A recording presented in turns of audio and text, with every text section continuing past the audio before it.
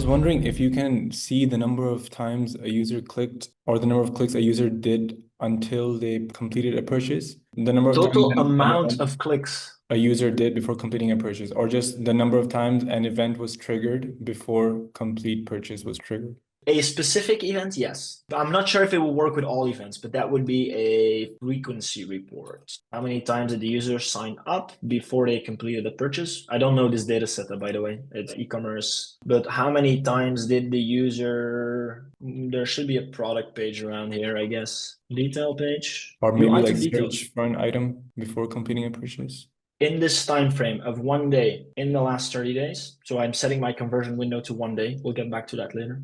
In 24 hours, when a user enters a funnel, and the funnel is decided by me, where I say it starts when a user views item details and then ends when the user completes the purchase. 65% of the users only go select view item details once before they complete a purchase. 25% do it twice before they complete the purchase, etc.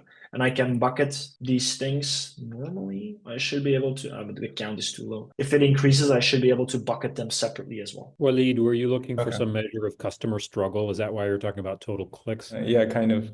Yeah. I haven't done it with this platform, but I could kind of see what you're getting at there. I mean, specifically, I was also curious about any kind of events, or especially, I mean, this is a different use case, but from a time when a new user joins or when Amplitude records a new user, how long until they get to a certain event or how many clicks it takes or so on. But this is also pretty useful. I would have to look into any events because as you see, the counts shift. I would have to look into how any events, because any event is a virtual event offered by Amplitude, and I would need to look into under the hood how it deals with uniqueness, because funnels deal with uniqueness, right? Yeah. Specifically when you do totals and when you do uniques. So I would have to look into it, but I guess that this would be a good guess, although I would need to figure out if any event means a unique for every individual event or if it's a total event count, which is what you're looking for. Yeah, pretty much. Thank you.